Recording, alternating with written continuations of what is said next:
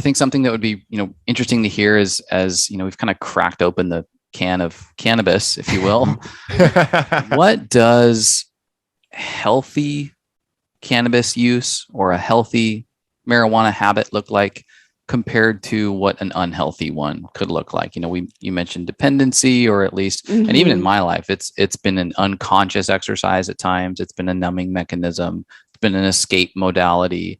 And so maybe help us a little bit define like what healthy and what unhealthy relationship to cannabis looks like. Yeah. Like if someone's listening now and they're like, well, I want to know if I'm using it intentionally or not, can help them along in sort of like a checklist. Like, are they, or are they?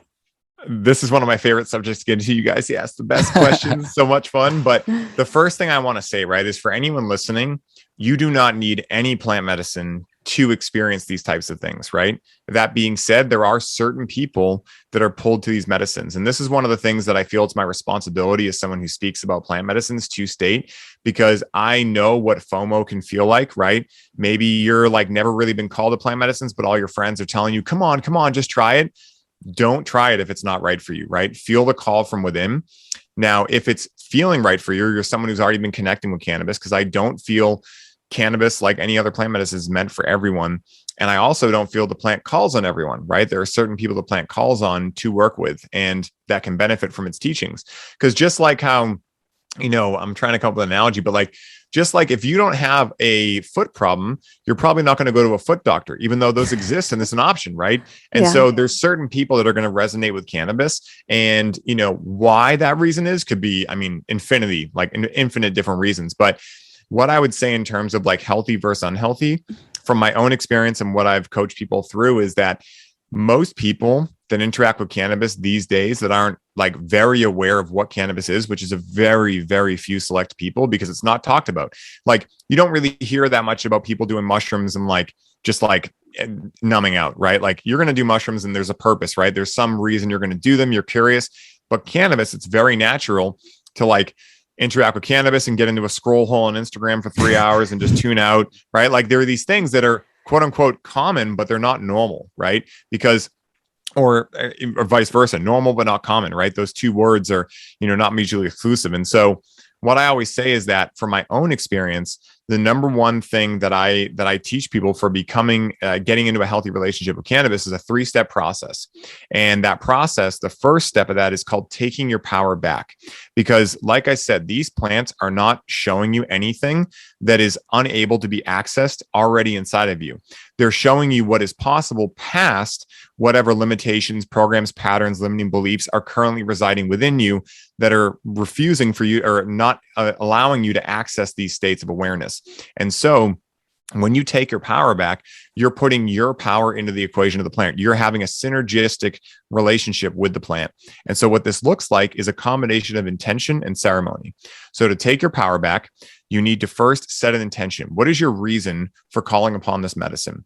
And then the ceremony aspect of that is, what container are you going to set for that intention to play out within? And so to give an example of what this might look like, maybe you have an intention that you want to release something, right? Maybe you've been, there's a lot of stinking thinking coming up in your mind, right? And you're noticing these things that are not leading to a great experience of life.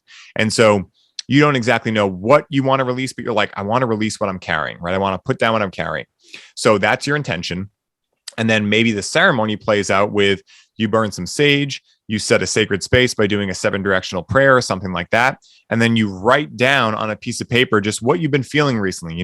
Maybe it reads something like this: I've been waking up and I've been feeling my mind go, and it's having all these thoughts about what is possible for me and what is not possible, and I want to let it all go. And so then you take that letter and you burn it.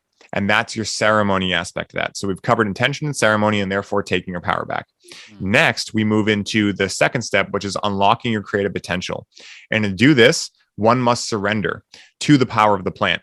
Because what a lot of people do with a lot of plant medicines, not just cannabis, but pretty much any plant medicine, is that they are interacting with this plant for some sort of reason. Usually it's unconscious. They don't really know why they're interacting with it. And then what do? They white knuckle through the whole experience and try to control it, right? And so this is obvious because most people don't know what they're sitting with the medicine for. And so if a challenging experience comes up, they don't know how to place it. Why am I having this experience? I was supposed to have fun. I was supposed to do this. I was supposed to connect deeper, whatever they thought was going to happen. But if you set an intention to release what you're carrying, right? And then you have a very challenging experience, you're going to be able to go and use that intention as an anchor to go, oh, well, my intention was to release what I was carrying. This must be what I was carrying, right? On the other side, maybe you make an intention that you want to be happy on the end of the experience. And then you go through a very challenging experience.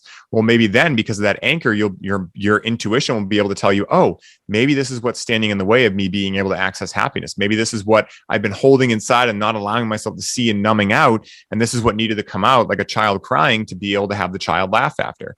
And so in doing so, you unlock your creative potential, because a lot of your creative potential is held up with stuck emotions, with stuck energy, right? Like by the time of 35, 95% of your energy is stored in your subconscious in your body. And so all of your conscious awaking state is pretty much just based off of what you already know about life. So you wake up and immediately unconsciously your mind starts looking for who you are, right? What is Ryan? What is Mimi? What is Chase, right? And so if Ryan, Mimi, or Chase is usually depressed, well, then your mind is looking for that depressed feeling. And now we feel like ourselves, right? And so we've failed to be able to get into an imagination state to be able to imagine a new reality for ourselves. And so when we surrender, we're opening up the doorway to imagination. And so that's unlocking your creative potential. And so the third step is then becoming unstoppable. So once you've taken your power back, you've unlocked your creative potential, you then are able to become unstoppable. And what becoming unstoppable entails is all about integration, right? Because like I was saying before, these medicines are only showing you what is already possible for you in your life. So they'll show you the what, but it's up to you and your responsibility to figure out the how.